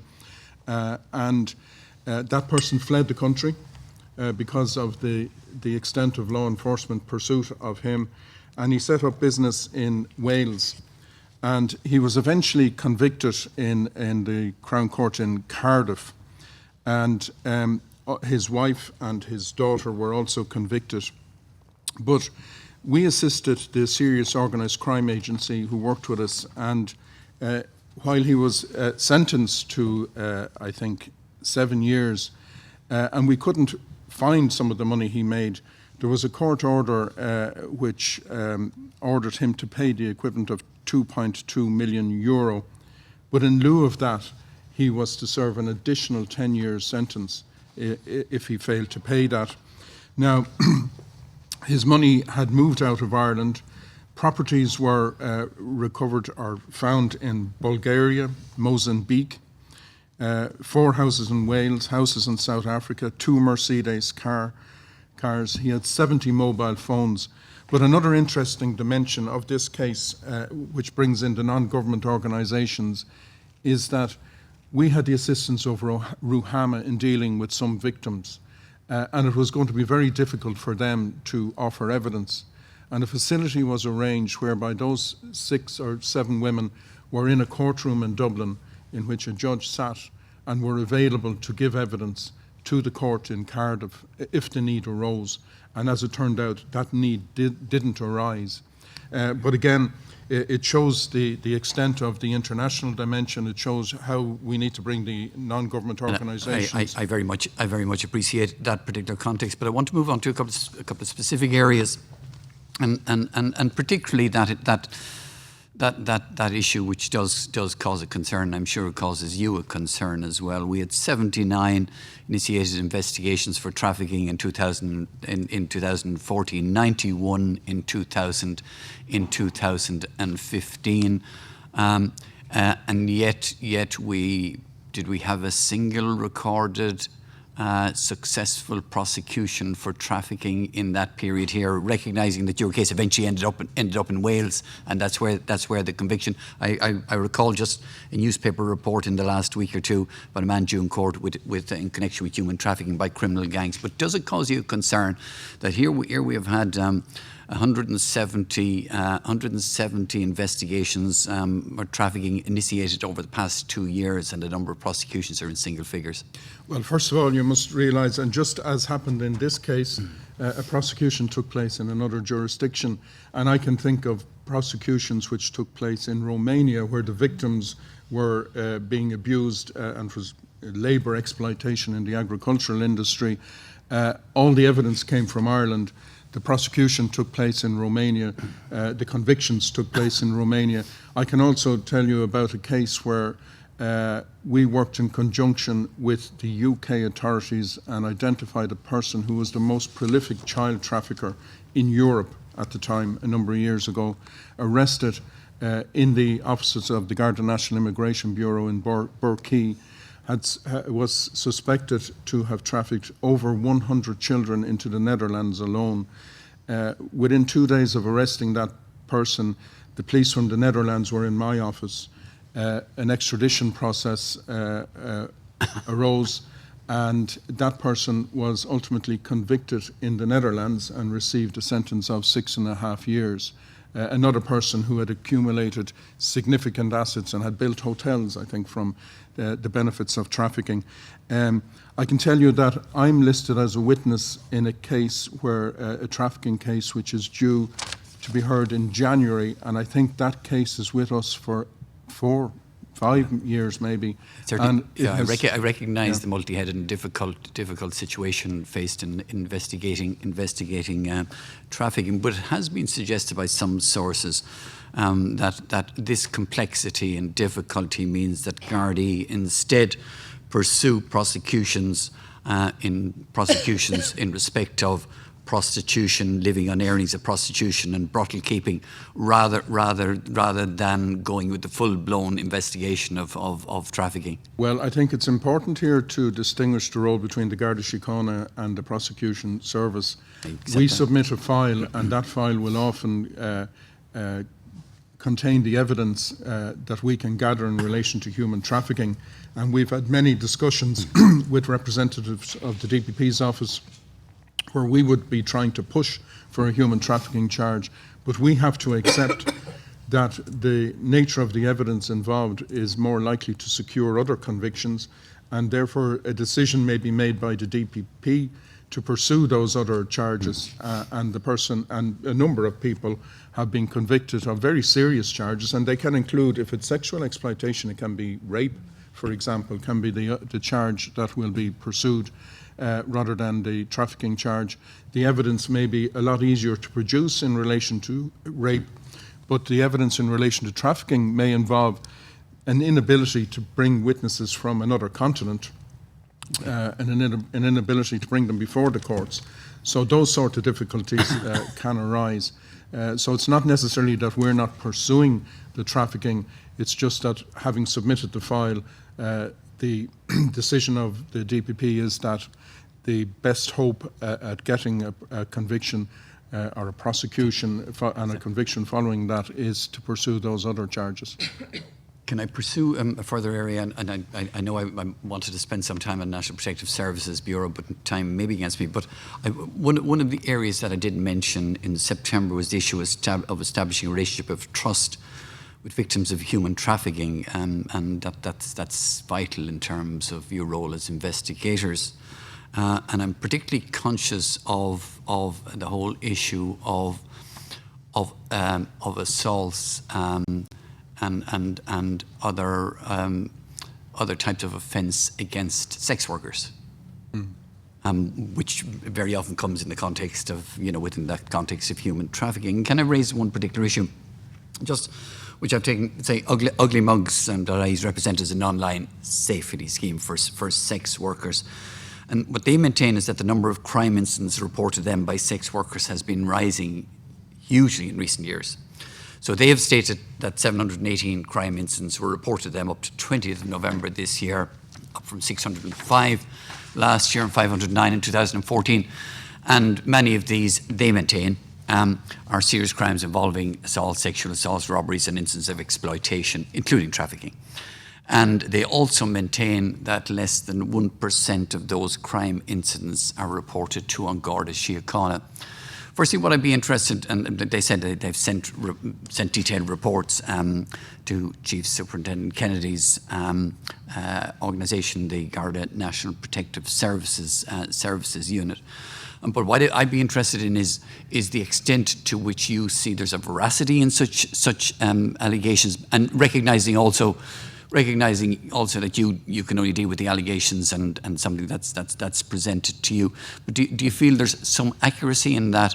And then consequently on that, Chief Superintendent, should there be some specific action that on Garda Síochána should be taken to address that, what seems to be a huge disparity between actual offences and reported offences in just this before Pádraig talks to you, one other development since I was here last is that Interpol held its 4th global conference in Switzerland, and they asked the Garda Síochána to attend at that conference and to give details of the complications involved in pursuing prosecutions, particularly trafficking cases involving sexual exploitation.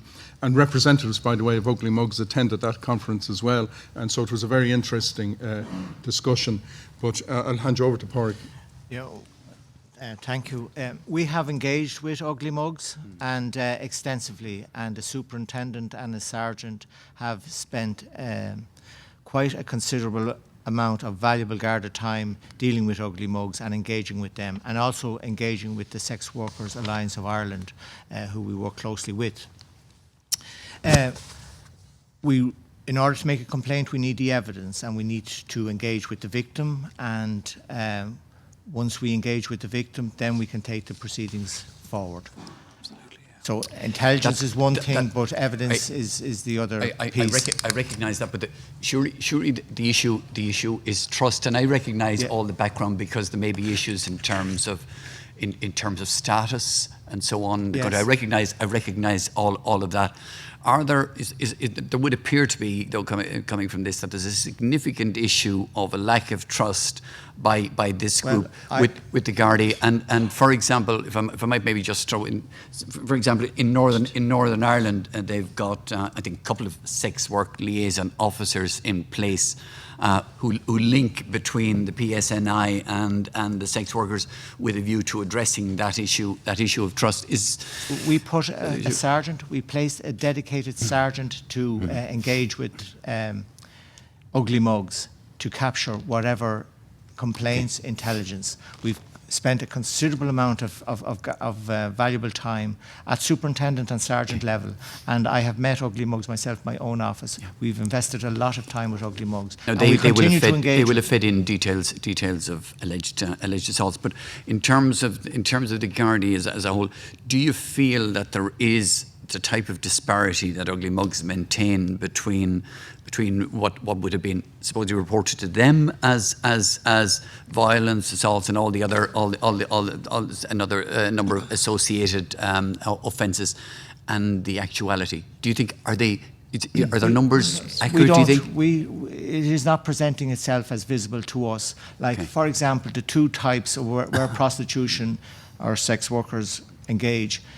It's on street and off street. Now, on street workers, like, we engage with them, and they operate in historical locations. They're mainly drug dependent or in debt, or they're very vulnerable people, and they don't advertise their services, and they're not organised. So we engage with them, and we work very closely with Ruhama, and other the immigration or the Immigrant Council of Ireland, and we deliver training to our people in respect to that. We've over 250 people trained by Ruhama. In fact, we have a training course running today. So we don't pursue those people for prosecution. We try and direct those people to the services to help them in those situations. And we also engage with them, for example, at the Women's Health Project, where we try and build up that trust to see what information we can gather regarding the activities around them. Then we have the organised, which is another pice of work then as well. But we don't see it's not manifesting itself to us. But you feel there is a value in having a structured relationship with a body such as Ugly Mugs? We have, as I said, Dr. Ryan, we have invested considerable valuable time with Ugly Mugs at superintendent and sergeant level, and indeed myself, and we'll continue to engage with them. It's important that we take our information, and that the authority and indeed the public are assured we take our information from a variety of sources. So as Padraig has said, there are a number of NGOs involved in the whole industry, including the Rape Crisis Network, and also a number of outreach programmes right around the country which we link into. And the training that Padraig and his team have done with Ruhama and for members all over the country, increasing and raising awareness. So there are relationships at various levels throughout the organisation. So I don't think that we just have to wait for one particular organisation to come to Padraig's section. We have excellent relationships all over the country. We have people who are willing, but I think there's an opportunity for all of us here to, I suppose, reassure people in the first instance. But as Padraig has said, a lot of people who are exploited in several ways are very vulnerable. And an opportunity arises today, as I did in the opening address, to say to people that are out there in the public that if anybody, and particularly coming up to this time of the year, sometimes people feel under pressure, if anybody has any information to bring to An Garda Síochána, either for personal information in relation to themselves or indeed in relation to any activity that they think is going on. They can be assured that it will be treated sensitively, it will be treated seriously, and it will be treated in confidence. And I think that's an important message, because we're not asking people to go to any particular organisation or agency to raise their concerns with An Garda Síochána anywhere in the country. I accept, they can be brought to our attention. Absolutely, I accept that assurance. But just what I'm conscious, and I know you're also conscious about the exceptional vulnerability of this particular group. Can I finish, Chair, with just one further thing, which I'd appreciate. Chief Superintendent Kennedy or the Assistant Commissioner, the National Protective Services Bureau and its responsibilities in relation to human trafficking investigation, the coordination associated there, the extent to which you're satisfied in relation to the appropriate staffing, skilling, consistency across the country, your capacity to be able to address not just what's happening in Dublin where you're based, but beyond that. Okay, well, first of all, we've heard earlier how the increased resources in recent times has made such a difference, and Assistant Commissioner Finn has pointed that out. We're probably last along the line to receive the additional staff, but the National Support Services, that is all the bureaus that I come under my remit, have each have had a competition in recent weeks to give us additional resources, and the outcome of that is imminent within weeks, I think, and we will see for the first time in a number of years, because of embargoes and whatever, the first time that we will have additional resources going into such units as PORIX, as the National Bureau of Criminal Investigation, the Garda Bureau of Fraud Investigation. This will be the most significant input of resources into those bureaus for the last 7 or 8 years. Thank you for that. And Chair, if I could just make a general point in relation to that, because I think John raises an important matter, and it speaks to everything from Bob's question about the role of the superintendent, to Noel's question about sergeants and inspectors, and to the gaps that have developed over years in specialist units. Until such time as the embargo was lifted on recruitment in particular, and we're delighted, and I know Michael has been looking at the numbers we're getting through, we've had to phase both our the processes in terms of appointing sergeants, inspectors, and indeed the gaps that have accrued in the specialist units. Only in 2014 we established the Protective Services Bureau. This is an additional response to a demand that is there, raised by all of your issues, Mulling. You know, recognising that we have vulnerable victims of crime that need a special protection, particularly around human trafficking, child exploitation and sexual exploitation. But till we get the people through from the recruitment process, we can't go to do the appointments at those levels. And that also ties into the civilian appointments. So we very much welcome the fact that the authority, as the Chair has said, approved a number of the appointments today, because they're important for us in terms of helping the capacity. But it is significant capacity. Thanks. And I think Thanks, we have to Commissioner. recognise that. Thank you. I guess that's a very good segue into our final item, because the question of resources has come up right through this topic, including supervision.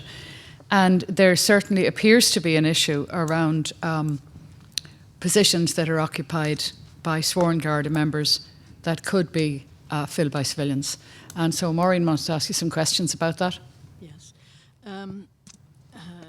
As we know, you currently, as I Microphone, you need to move in a little bit. Thank you. Is that okay? You presently have about 2,000 civilians in the force. Am I correct? Yeah. And the goal is to go to 4,000 within 5 years, with the dual objective of introducing essential special skills into the Gardaí, but very much to be able to redeploy sworn officers into that they're available for the work required for sworn duties. The government asked as a matter of priority before the end of 2016 for the Garda to identify the posts suitable, the numbers, and where they would be located with an indicative figure that came from the Garda Inspectorate report, and to prepare a 5-year plan. So this is now due, I believe, at the end of 2016, and we'd like to understand, and we know you're working with the appropriate authority staff, but your assessment, Commissioner, of how that process is going. Yes, Maureen, it's something, as you know, that again, recognising the government commitment to increasing the workforce to 15,000 Garda members, from 2,000 to 4,000 civilians, and indeed to 2,000 reserves, is something that we very much welcome, and it will allow us to address all of the capacity issues. But recognising and managing expectations, it's going to take over time. In response to the Garda Inspectorate report, we've engaged with the Garda Inspectorate, asking them to help us to identify where those 1,500 positions that they've identified are, and we're continuing to engage with them. Nevertheless, we've continued our own piece of work to identify where the critical posts are. We responded to the Garda Inspectorate report, Changing Policing in Ireland, by committing to a civilian by default. So what does that actually mean? So when we look at, there's obviously professional policing roles that have to be filled by sworn professional policing officers, and some that just need professional policing experience. We've also identified, starting with John Barrett here on my left, the Executive Director of HR position, is one of the first things that I did as Commissioner, was to civilianise that post and to release the person that was in that post to what could be described as operational policing. But operational policing takes many forms, and what we have done, and I'll get Joe and John Barrett to speak about it, we have identified, and I know we've been working with the authority, and to recognise and thank the authority for that, in terms of identifying the critical civilian posts that we need to fill in the very, very immediate, in terms of at Assistant Secretary level, which we call Executive Director, at Principal Officer level, and at AP level. And this week, we have looked at the EO posts because, again, as I said in my opening statement, we have a lot of civilian members who've given and continue to give very dedicated service to An Garda Síochána. So we have a number of panels at EO, HEO and indeed AP level that we want to move on immediately, because there is that requirement. So I can get Joe and John to speak about I'd rather the specifics. not. I'm the, what do you call it? In baseball, you call it the something hitter, huh? Closer. Yeah, I'm the closer. So, yeah. So, I'm interested in your assessment, and you seem to indicate you're moving along with it. Well, Joe joined us. I should have included Joe in our civilian programme. Joe joined us on the 2nd of August, and the key priority I gave Joe was to move on this very issue, so he can give you. Can I ask a few other questions, and then you can be the closer, Joe? Okay. The government decision accepts that the 1,500 in the inspectorate report is indicative, and it's not a precise number. And I understand there was an early report in Garda Síochána called Grace, which identified 2,000 posts that could be carried out by civilians. What is your current best estimate of the number of current Gardaí who could be who are in posts that could be replaced by civilians? Do you have an idea? I think one of the lessons that we've learned from Grace, which we initiated ourselves, which was Garda response to a changing environment, and it was implemented in 2010, looking at, and the posts that were identified were not posts that were occupied by Garda members, they were posts that were identified that could potentially be carried out by suitably qualified civilian professionals. They weren't being done by sworn Gardaí at the time? No, some of them weren't. They were posts that actually could facilitate the delivery of a professional policing service in a reduced format, i.e. reducing to 11,000 members. Since that, it has moved on. But I think what we have learned from both Grace and from the Garda Inspectorate report, which has led us to our organisational design initiative, we need to get a more accurate, or as accurate as possible, a figure of what those numbers are, because I don't think anybody can scientifically or even, we'll say with accuracy, tell us what those figures are. So as of now, you don't have an estimate of... I think, Maureen, no, and I think you've raised a really important and key point, that we need to get to that number and get to a number fairly quickly. What we need to do is to look at the various source data, the Grace, the Inspector's report. We've been working collaboratively to examine that, and we started the process of working together to collaborate on that, so that we can come back with a better and more, more acceptable number, and we will have that as soon as we can. So the Taoiseach has asked between us to let her know by the end of December Yes. what you think that number is. Are you in a position to do that? We are committed to do what we can to meet the Taoiseach's. We're very aware of the government decision. We're very aware of the Taoiseach's position. We are working collaboratively to achieve that aim. So you're not saying you'll be able to by then? I'm not saying we're not able to. Oh, you're a master, you know that. Thanks very much. Okay, the budget statement for this year has the Guards adding 500 civilian posts. Do you have a breakout of how many of those will be used to facilitate redeployment of Guards to to sworn positions? I think there was an initial piece of work done in identifying 400 of the 500 posts. We have, with HRPD, been looking at that for that specific purpose, and that will equally allow us to make a specific commitment in 2017. I don't have that figure today.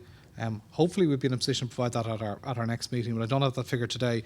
But it is an immediate priority for us to identify what that first cut will be in 2017. The 500? Of the 500, exactly. Yes. We have to jointly or separately, we have to both communicate with the Taoiseach as to that number. Yes, and we are working together in that regard. Okay, and I would think we'd want to be satisfied that these are, professional police service and a sworn officer doing Garda work in a neighbourhood. There are a lot of professional services that can be provided by civilians.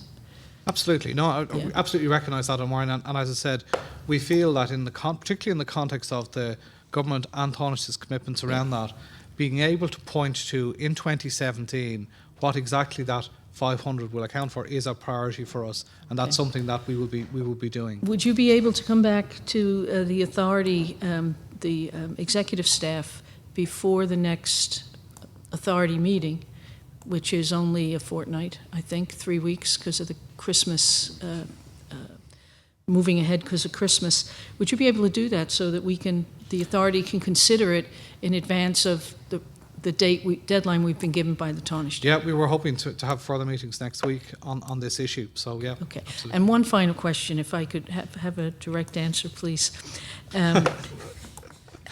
Do you think you are close to identifying the proportions of civilians doing purely civilian work or redeploying Guards? Do you think you're close to that estimate? Have you bottomed it out enough? No. Being truthful, no. So you're going to be ready in 2 weeks? Do you see what I'm saying? I know what you're saying. I'm saying the scale of what's required is not a small task. We're aware of the obligations. We will work with the authority to achieve that. But you're asking me a straight question. My straight answer is: do I think I can give you a figure in 2 weeks' time? That's ambitious. And I think maybe, Maureen, that highlights something that's really important. So some of the areas of the 400 or 500 that we've identified, we don't have the expertise and the civilian skill staff to actually help us to do that.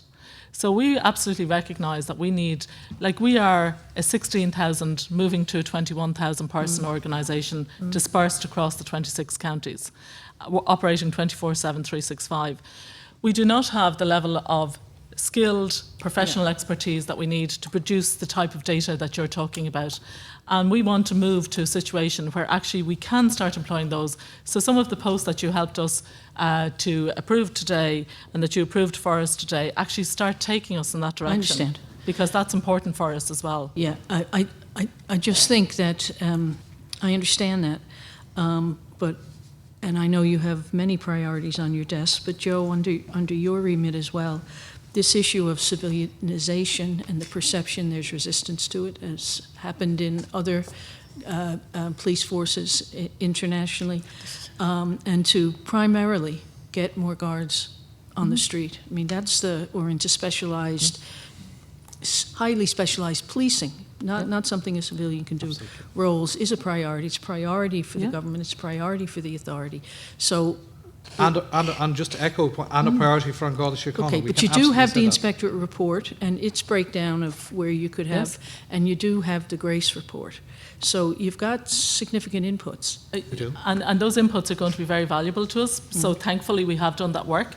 And I think that work demonstrates that even back in 2010, our commitment was to civilianisation. And indeed, we are on record publicly as saying that we have absolutely no desire to keep sworn police officers in positions that can be filled by suitably qualified civilian staff.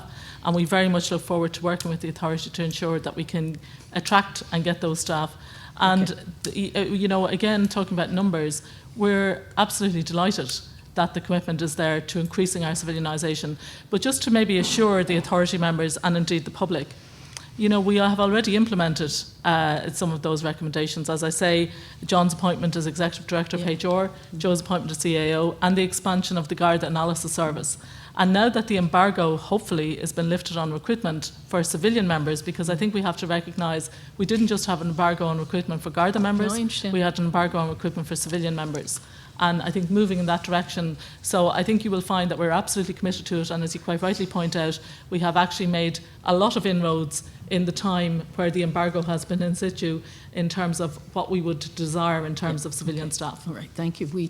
I think I'm out of time. I think Joe, I'm sorry. We can have that conversation. Just to round up that item, and then Noel has a closing question. Just to round off that item, our concern, Commissioner, is about pace, not the Police Act, but about the pace of progress in relation to the identification of posts, because what the public expect or what they want are that sworn and trained guards will be doing jobs that require trained skills and sworn powers.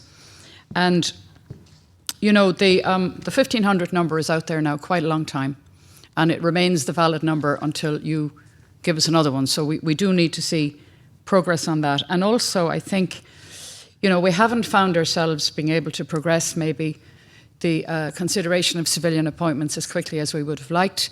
You've had sanction for IT posts since last year, which just came into us today. Executive directors, which have been indicatively sanctioned, came into us on Tuesday. So I suppose our concern is about pace. It's not at all about your commitment. You've assured us of that, and we accept it. But Maureen's questions are about progress and pace in terms of identifying positions, so that then the implementation can happen. If the identification isn't done, the implementation is kind of frozen. So that's our main concern. Noel, you have a question to close. Just one final question, Commissioner, just in terms of your own report to the authority today. First of all, I want to compliment yourself and your team on the content and the presentation, and I just want to focus on one particular area. You're highlighting an agreed capital carryover of 9.344 million to 2017, and you have year-end savings of 20.043 million under the Garda Capital Building Programme. Could you just tell us very, very briefly what the background to that is, what it relates to? Sorry, no, apologies. Could you just repeat that last part of the question? Yeah, okay. You have indicated in the report today that you have an agreed capital carryover of 9.344 million to 2017, and you're also that's included in year-end savings of 20.043 million under the Garda Capital Building Programme. And just very, very briefly, what caused that? What's it related to? Is it slippage in building programmes, or what's the background? We'll get you the specifics. I wouldn't want to do that, but yes, primarily slippage in building programmes, slippage in the commencement of particular pieces of work. It's something that we've been in direct contact with the Department of Justice around, and our colleagues in the OPW to resolve those issues. But I think it would be more appropriate for us to provide you with a very detailed report that will explain the background to that. I guess we're very concerned as an authority in terms of the facilities the public get to engage as a point of contact with An Garda Síochána, and also the workplace for the men and women who work in An Garda Síochána. And perhaps you provide us that written information, and we may return at a future meeting to the estate, your overall estate and estate management process. No, absolutely, and to assure you, we share those concerns as well. But I think rather than get into detail, as you suggested, a written report that would open up further dialogue, I think, would be helpful. Okay, thank you. Anybody else on my side want to add anything? Chair, maybe just before we finish, if I could say, we actually share the frustration of the authority members in terms of the pace. And as I said at the outset, we are engaging with the Garda inspectors. We are engaging collaboratively. But it's strange, Commissioner, because we've engaged with them and they've told us where their view of them is. So we have that input. It's your input is what we're missing. Yes, well, maybe we can have a shared input, because I think John, as the Executive Director of HR, and Joe have taken this as a key priority for delivering on. So I would expect and anticipate that we're going to see a lot of progress. Okay, thank you. Just in conclusion, can I thank you and your colleagues for coming along today, and thank our audience for joining us both here and at home. I suppose just by way of concluding remarks, the topics that we had today were heavily about the authority wanting to see evidence of lessons learned, whether it was from O'Higgins or whether it's from issues to do with email or issues to do with the experience of victims. And you can take it that we will sort of be following up on that basis periodically to see that assurances that are given and that lessons that can be learned are learned. And in particular, as regards the report on email, something that occurred to me while the others, when we finish the item, Joe, it would be helpful if you would include some sense of the balance of the volumes of traffic on official devices as between the Garda email system and the Gmail system, to give us some sense of the scale of the usage of commercial services in this regard. And then obviously, so the scale of the usage and the content risks and how they're mitigated, they're our biggest concerns under that agenda item. And how you assure the Commissioner that the content risks are mitigated and can be interrogated. And also, I think it would be of concern if the volumes were such that the balance was skewed as between the official email, albeit they're both on official devices, so presumably you can get a hold of that traffic in some fashion. So we'd like to get some sense of that when you're doing the report.